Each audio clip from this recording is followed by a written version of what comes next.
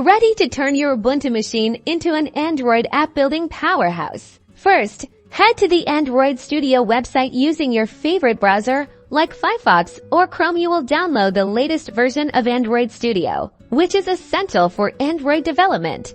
Make sure you grab the Linux version. It will likely be a zip file once the download is complete. You'll need to extract the contents of that zip archive, typically to your home directory or a dedicated development folder. Open your file manager, navigate to the extracted folder, then go into the bin directory. You'll find a file called Studiosh. This is the magic script that launches Android Studio.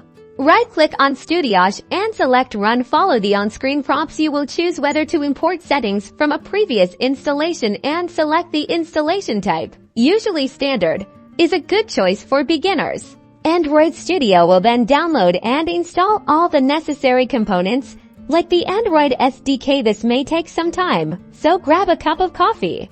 Once everything is installed, you'll be greeted by the welcome screen. Now create a new project.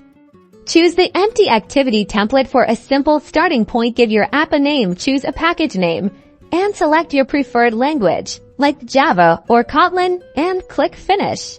Android Studio's interface is complex, but don't worry.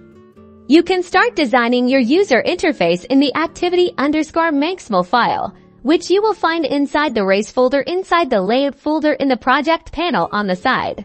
To run your app, connect a physical Android device or use the built-in emulator. Click the Run button, select your device or emulator, and watch your app come to life.